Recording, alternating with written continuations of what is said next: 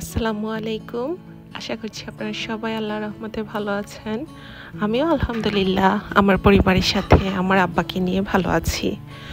আমার জীবনের ডায়েরি নতুন আরেকটি পাতায় আপনাদের সবাইকে স্বাগতম। আশা করছি পুরো ভিডিওটি আপনারা স্কিপ না করে আমার সাথে দেখে এনজয় করবেন। এটা ছিল আমাদের উইকেন্ডের কিছু অংশ, যেটা আমি আপনাদের সাথে আজকে শেয়ার করছি। আসলে উইকেন্ডটা যেন চোখের পলকেই চলে যায়। সারা সপ্তাহ আসলে অনেক কাজ জমে যায়, যেটা আসলে উইকেন্ডে শেষ করা লাগে। তো সকাল সকালে চলে আসলাম লন্ড্রোমেটে গায়ের কমফোর্টারগুলো ধুয়ে নেওয়ার জন্য। বাসায় আমাদের ওয়াশিং মেশিন আর ড্রায়ার দুটোটাই আছে, কিন্তু আসলে এত হেভি লোড নিতে পারে না। তো হেভি জিনিসগুলো ধোয়ার জন্য আমাদেরকে লন্ড্রোমেটে আসা লাগে। শুধু যে আমরা আসি তা না, অনেকেই এরকম আসে। তো সকালবেলা যেহেতু বিজিটা একটু কম থাকে, তাই সকাল সকালেই চলে আসলাম। আর এসে এই তো দুই তিনটা লোড দিয়ে দিলাম কাপড় চোপড় দিয়ে। সবগুলো কমফোর্টার আসলে দেখা যায় ভরে আছে, সময়ের জন্য ধোয়া হচ্ছিল না। আর এই তো আমার আব্বা তো আমাদের সাথেই থাকে। আর কাপড় চোপড়গুলো যখন ধোয়া হয় দেখতে আসলে এত বেশি ভালো লাগে, ঘুরে ঘুরে। তো এই তো বসে থাকতে থাকতে কাপড় চোপড়গুলো আসলে ধোয়া হয়ে গিয়েছে। তো এখন এই কমফোর্টারগুলো বের করে নিব, বের করে ড্রায়ারে শুকিয়ে নেব।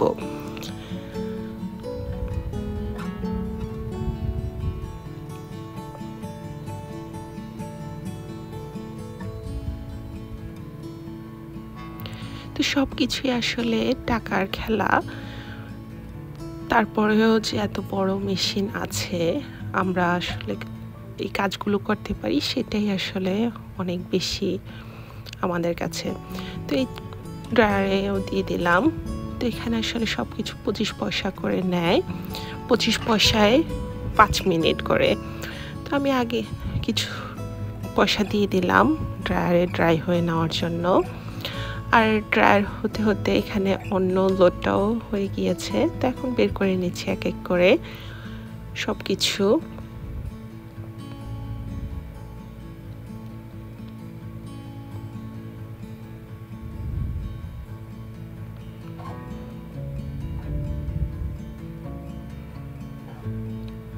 তো যখন ঘুরছিল দেখতে এত বেশি ভালো লাগছিল, একটা স্যাটিসফ্যাকশন কাজ করে আসলে যখন ঘুরে দেখতে। আর আমার আব্বা আসলে বিরক্ত হয়ে যাচ্ছিল অনেকক্ষণ বসে থেকে থেকে। কাপড় ধোয়া শেষ করে চলে আসলাম বাসায়। তো আজকে আমি কিছু রান্না বান্নাও করব। উইকেন্ড মানে রান্না বান্নাও করা লাগে। তো এখানে আমি চিকেনের ব্রেস্ট পিসটা সুন্দর করে কুচি কুচি করে নিয়েছি। তারপর দিয়ে দিচ্ছি আদা বাটা, রসুন বাটা, লবণ আর সামান্য পরিমাণ মরিচের গুঁড়ো। আর দিয়ে দিচ্ছি আমার আম্মুর নিজের হাতে তৈরি করা ভাজা জিরের গুঁড়ো। সব কিছুই আমি খুব অল্প অল্প করে দিয়েছি। আর দিয়ে দিচ্ছি আমার আম্মুর হাতে তৈরি করা গরম মশলার গুঁড়ো। এই গরম মশলাটার গুঁড়োটা এত সুন্দর স্মেল করে, খুবই সামান্য পরিমাণ দিলেই অনেক স্মেল হয়ে যায়। তারপর তেল দিয়ে দিলাম। তেল ছাড়া তো আসলে কোনো কিছুরই স্বাদ হয় না। তো সব কিছু একসাথে দিয়ে এখন চিকেনটা একটু মাখিয়ে নিব, মাখিয়ে ম্যারিনেট করতে রেখে দিব। কারণ যত সুন্দর করে ম্যারিনেট করা হবে, চিকেনটা খেতে আসলে তত বেশি ভালো লাগবে। অন্য আরেকটি বলে আমি চিকেনটাকে একটু কিউব করে কেটে নিয়েছি, আর সাথে নিয়েছি একটা আলু, সেটাও আমি কিউব করে কেটে নিয়েছি। তারপর দিয়ে দিলাম সামান্য পরিমাণ আদা বাটা আর সামান্য পরিমাণ রসুন বাটা। দিয়ে দিচ্ছি স্বাদ অনুযায়ী লবণ। লবণ ছাড়া তো কোনো কিছুই ভালো লাগে না। তারপরে দিয়ে দিচ্ছি মরিচের গুঁড়ো, খুব সামান্য পরিমাণে অল্প পরিমাণে হলুদ গুঁড়ো, তাতে করে কালারটা সুন্দর হবে। ভাজা জিরের গুঁড়ো দিয়ে দিলাম, আর দিয়ে দিচ্ছি ধনে গুঁড়ো। সব কিছুই আমি সামান্য পরিমাণে দিয়ে দিয়েছি। এখন দিয়ে দিচ্ছি একটু কাশ্মীরি রেড চিলি পাউডার, তাতে করে কালারটা খুব সুন্দর আসে। অল্প পরিমাণে সয়া সস দিয়ে দিচ্ছি, তাতে করে খেতে ভালো লাগে। তো আমি এটা শাসলিক তৈরি করব। ফাইনালি দিয়ে দিলাম অল্প করে ব্ল্যাক পেপার। আমি ফ্রেশ ব্ল্যাক পেপারটা ক্রাশ করে দিয়েছি, তাতে করে স্মেলটা অনেক সুন্দর আসে। তারপর একটা ডিম আমি ভালো করে ফেটিয়ে, পুরো ডিমটা আমি ইউজ করব না, সামান্য পরিমাণ ডিম ইউজ করব। পুরো ডিমটা ইউজ করলে দেখা যাবে অনেক লিকুইড হয়ে যাবে। তো আমি এখানে অর্ধেকটার মতো ডিম দিয়ে দিয়েছি। এখন ভালো করে মিশিয়ে এটাও ম্যারিনেট হওয়ার জন্য কিছুটা সময় রেখে দিব।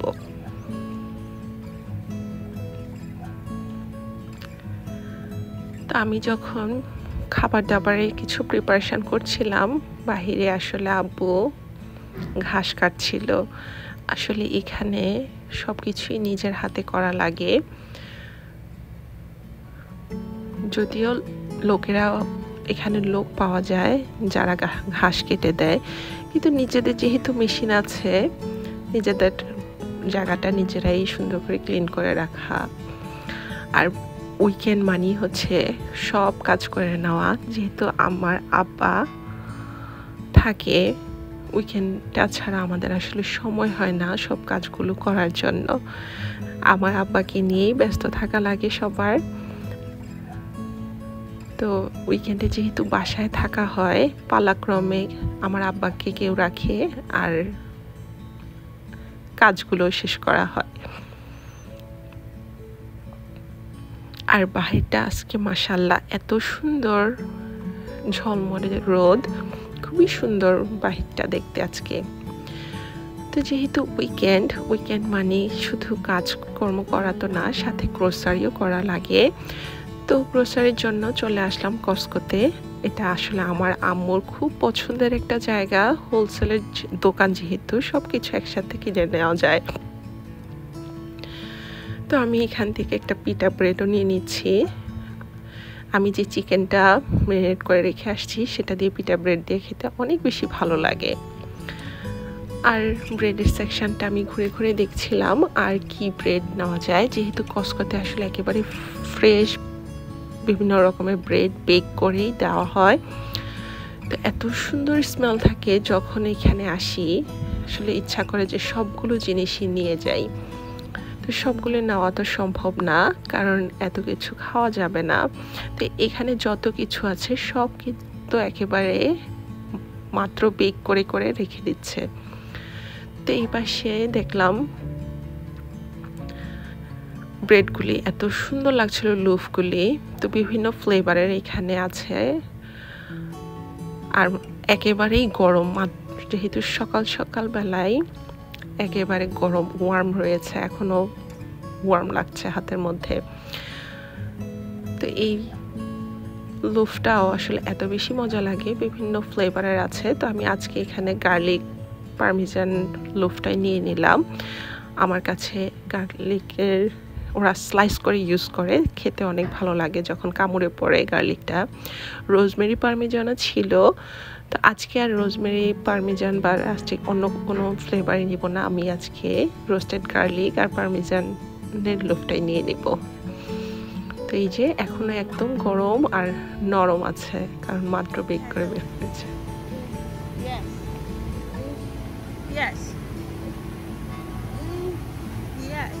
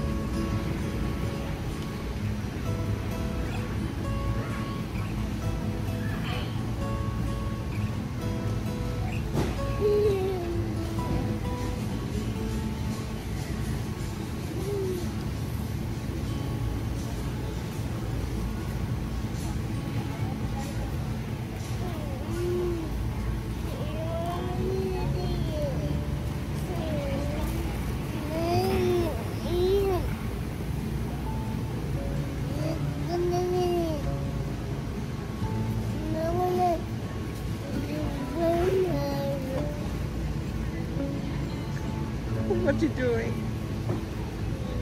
Yes, Mama. Yes, Mama. Yes, Mama. Yes. Yes.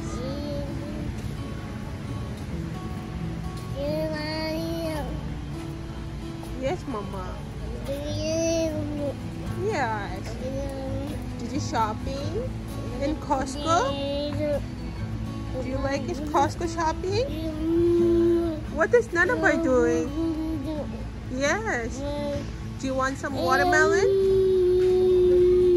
Do you want some watermelon? Yes? Uh-oh. Uh-oh.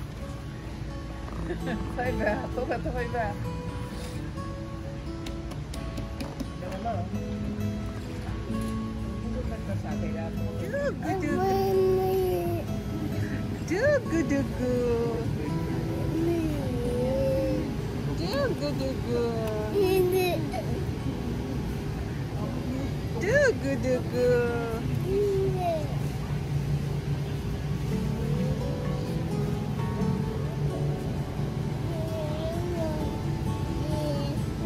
Yes.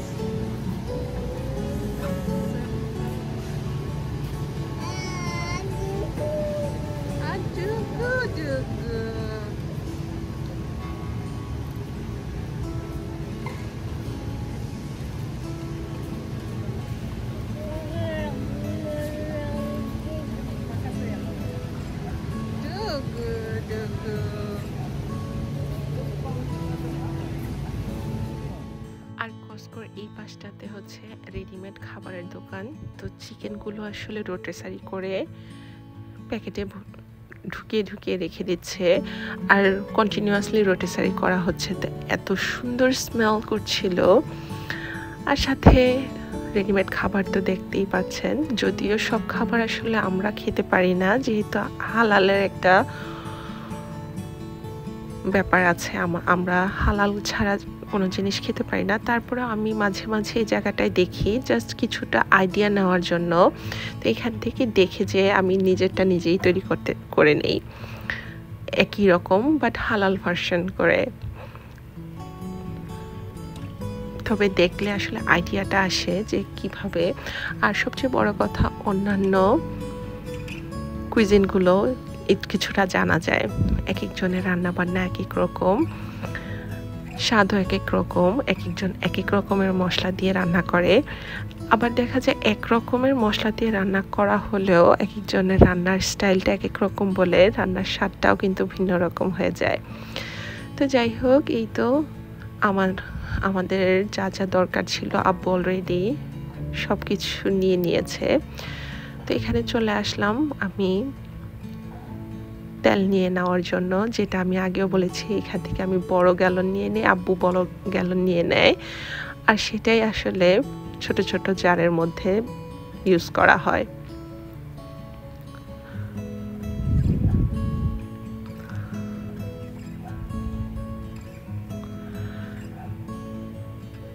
কারণ বড় জারটা থেকে আসলে ঢালতে অসুবিধা হয়, কিন্তু বড়টা যেহেতু দামে কম তাই বড়টাই নিয়ে নেওয়া হয়।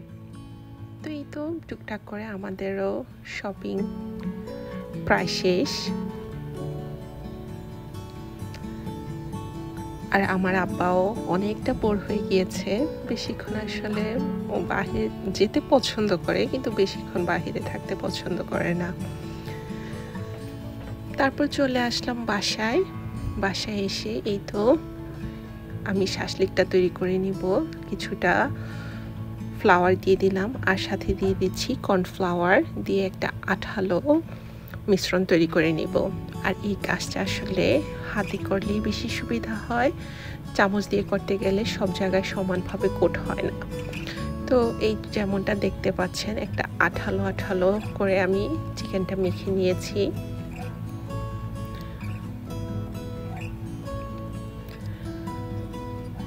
মাখানো হয়ে যাওয়ার পরে এখন আমি শাসলিকের একটা করে গেঁথে নিব। তো একটা আলুর টুকরো দিব, তারপর একটা চিকেন, একটা আলুর টুকরা, তারপর আরেকটা চিকেন। তো এখানে অনেক কিছু ইউজ করা যায়।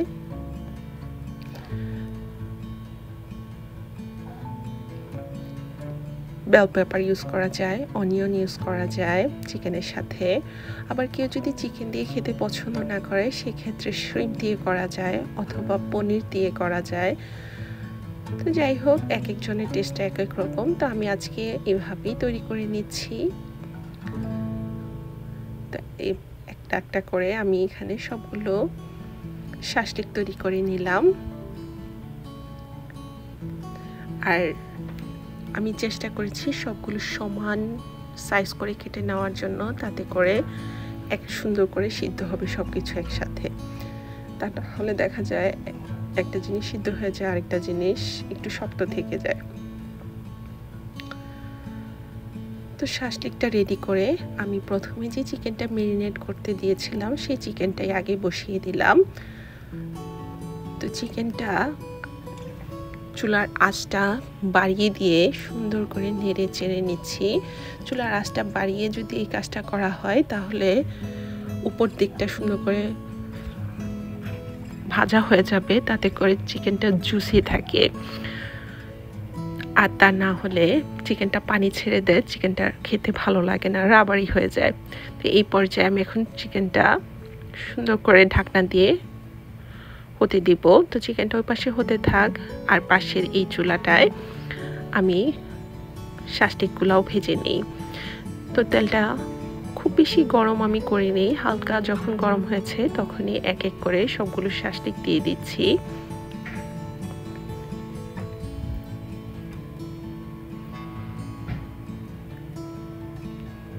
তো আমি যখন রান্না বান্না করছিলাম, এই তো আব্বু গার্ডেনের যত্ন নিচ্ছিল।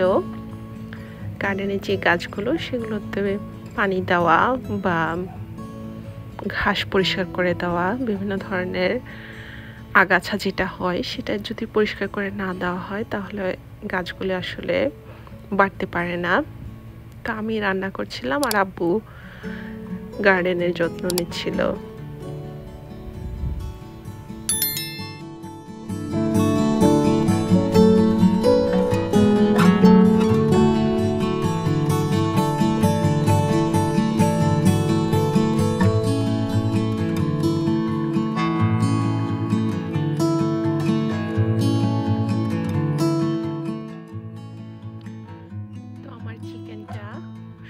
করে হয়ে গিয়েছে, একদম ভাজা ভাজা হয়ে আসছে। এই পর্যায়ে আমি আরেকটু নেড়ে চেড়ে দিচ্ছি। চিকেনের পানিতেই আসলে চিকেনের ব্রেস্টটা সিদ্ধ হয়েছে, আমি এক্সট্রা কোনো পানি এখানে ইউজ করি নেই। তো এই পর্যায়ে দিয়ে দিচ্ছি আমি বড় বড় করে স্লাইস করে রাখা পেঁয়াজ কুচি। তো চিকেনটা যেহেতু আমি স্লাইস করে নিয়েছি, পেঁয়াজটাকেও আমি স্লাইস করে নিয়েছি, তাতে করে দোনোটা দেখতে একই রকম থাকে, খাবারটা দেখতে সুন্দর লাগে, ভালো লাগে। তো ভালো করে মিশিয়ে নিচ্ছি। পেঁয়াজটা আমি একেবারেই ভাজা করে ফেলবো না, পেঁয়াজটা জাস্ট একটু নরম নরম থাকবে, তখন আসলে চিকেনটা খেতে অনেক বেশি ভালো লাগে, একটা কাবাবের ফ্লেভার আসে। এই পর্যায়ে আমি দিয়ে দিচ্ছি কিছুটা অরেঞ্জ সস, তাতে করে চিকেনের টেস্টটা আরও বেশি হয়, খুব সুন্দর হয়। আর এই সসটার মধ্যে অলরেডি সয়া সস থাকে, তো কেউ যদি অরেঞ্জ সসটা না পায় সেক্ষেত্রে একটু সয়া সস আর কর্নফ্লাওয়ার মিশিয়ে দিতে পারে, তাতে করে চিকেনটা দেখতে যেরকম ভালো হয় আর খেতেও ভালো হয়। এরই মাঝে আমার চিকেনটা হয়ে গিয়েছে, আর এই পাশ থেকে আমার শাসলিকটাও প্রায় হয়ে এসেছে। আমি ঘুরিয়ে ফিরিয়ে সুন্দর করে লাল লাল করে ভেজে নিচ্ছি। তো শাসলিকটাও আমার হয়ে গিয়েছে। এই তো শাসলিকের ফাইনাল লুকটা দেখে তো আমার অনেক বেশি ভালো লাগছিল। তো আজকে আমি চিকেন আর শাসলিকটা খাবো ফ্রাইড রাইসের সাথে। ফ্রাইড রাইস বলতে আসলে খুব বেশি আহামরি কিছু দিব না, এখানে জাস্ট গ্রিন পি, ক্যারট আর ব্রকলি দিয়েছি, সাথে দিয়ে দিলাম ঝুরি করে ভেজে রাখা ডিমের স্ক্র্যাম্বল।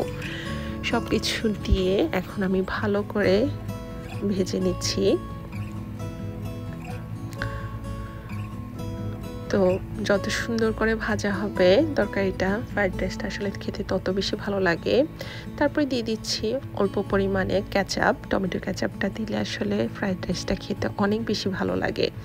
তো সব কিছু আমি সুন্দর করে মিশিয়ে একটু সটে করে নিচ্ছি। একেবারেই নরম করে ফেলবো না আমি, তরকারিগুলো একটু ক্রাঞ্চি থাকবে। তারপরে দিয়ে দিলাম আগে থেকেই তৈরি করে রাখা রাইসটা। আর যদি আগে থেকে তৈরি করা থাকে রাইসটা, তাহলে ঠান্ডার বা পুরনো ভাত দিয়ে আসলে রাইসটা বেশি ভালো হয়, ঝরঝরে হয়। তো যেহেতু দুপুরে ভাত রান্না করা হয়েছিল, খাওয়া হয়নি, তাই ভাবলাম যে চিকেনের সাথে আসলে এইভাবে করে নেই, সুন্দর করে খাওয়া হয়ে যাবে। তো সামান্য পরিমাণ সয়া সসও দিয়ে দিলাম, আর দিয়ে দিচ্ছি স্বাদ মতো লবণ দিয়ে এখন সুন্দর করে নেড়ে চেড়ে আমি রাইসটা তৈরি করে নিব। সাথে আর কিছু দেওয়া লাগবে না, আমি একটু ব্ল্যাক পেপার দিব পরে। তো এই তো আমার রাইসটাও করা হয়ে গিয়েছে। এই ছিল আমার ফ্রাইড রাইসের final look. Vegetable egg fried rice, খুব আহামরি কিছুই দেওয়া হয়নি, হালকা সবজি দিয়ে জাস্ট ভাতটাকে সুন্দর করে রান্না করে নেওয়া হয়েছে। আর এইভাবেই কাটে আমাদের ইজি লাইফের বিজি ডেগুলো। তো আজ এই পর্যন্তই, কথা হবে আমার জীবনের ডায়েরির নতুন কোনো পাতায়। ততদিন আল্লাহ আপনাদের সবাইকে ভালো রাখুন। আপনারা সাফাতের জন্য দোয়া করবেন, আল্লাহ যাতে সাফাতকে ন্যাক হায়াত দান করে। আমিন। আল্লাহ হাফেজ।